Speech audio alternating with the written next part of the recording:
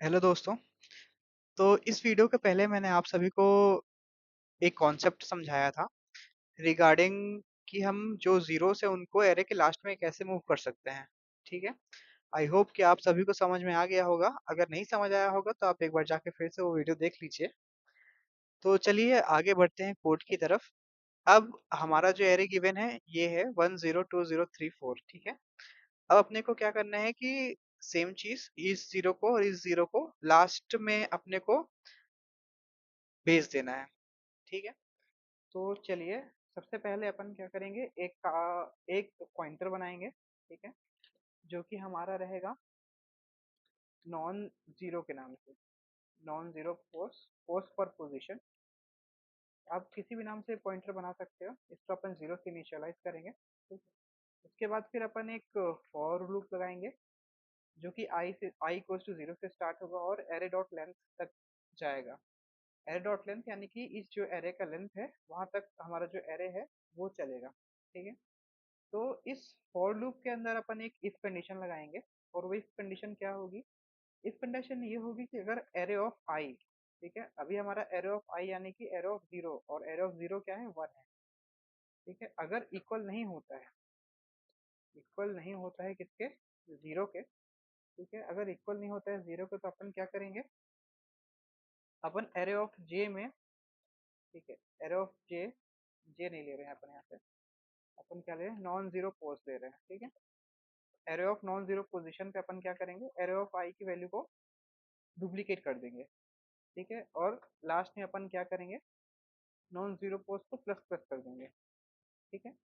तो सिंपल समझिए यहाँ पे क्या हो रहा है, हालांकि मैं पहले भी समझा चुका हूँ, फिर समझा देता हूँ कि हमारा जो arrow of non zero position है, यानी कि arrow of non zero position क्या हो गया, हमारा नॉन जीरो पोजीशन जीरो है। एरो ऑफ जीरो में अपन एरो ऑफ जीरो की वैल्यू को कॉपी कर रहे हैं। ठीक है? अब जब ये लूप फिर से आगे बढ़ेगा तो यहाँ पे आई क्या होगा, आई हमारा वन हो जाएगा। ठीक है? आई जब वन होगा, अपन चेक करेंगे क्या हमारा आई वन जीरो को नॉट इक्वल है, ये लेकिन यहाँ पे इक्वल, तो क्या होगा, स्किप हो जाएगा। ठीक है? फिर से चलेगा, यहाँ पे देखेंगे अपन I of one two, I of two क्या है, हमारा टू है।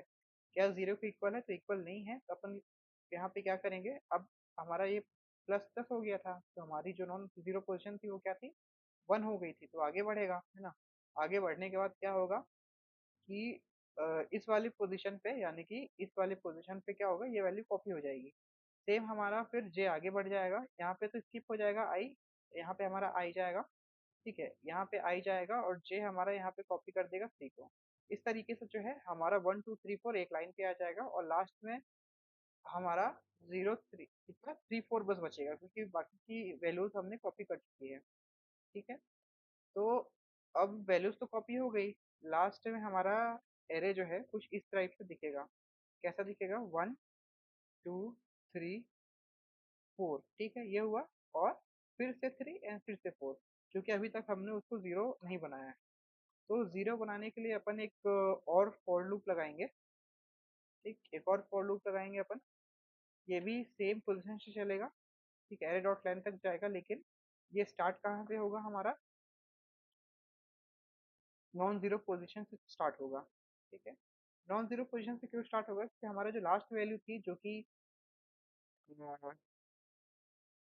यहाँ पास थी।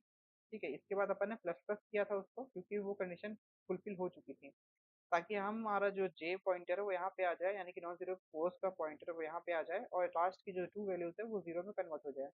तो हम इसमें क्या करेंगे, हम इसमें arrow of non zero post लेंगे और इसको इक्वल्स टू में क्या कर देंगे, जीरो कर देंगे। तो क्या हो जाएगा कि लास्ट की जो दो बची हुई वैल्यूज थी वो भी जीरो में कन्वर्ट हो जाएंगी। ओके? तो ये कंप्लीट होने के बाद अब हम एक बार इसको प्रिंट करवा लेते हैं। तो प्रिंट करवाने के लिए क्या करें अपन, ठीक है, एक फॉर लूप लगाएंगे जो कि जीरो से स्टार्ट होगा, एस आउट कर देंगे, एरर हटा देते हैं ताकि जो हमारा एरे है वो नेक्स्ट नेक्स्ट लाइन में ना आए, एक ही लाइन पे रहे, और यहाँ पे एम्प्टी स्ट्रिंग बना देंगे। ठीक है? तो सेव करेंगे, रन करेंगे।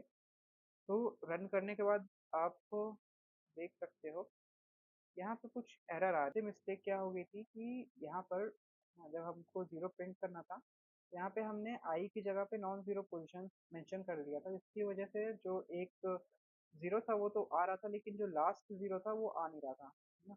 तो यहाँ पे हमको नॉन जीरो पोजीशन नहीं लिखना है, आई ही लिखना है, ताकि जो लास्ट एलिमेंट है वो भी जीरो में कन्वर्ट हो सके। ठीक है।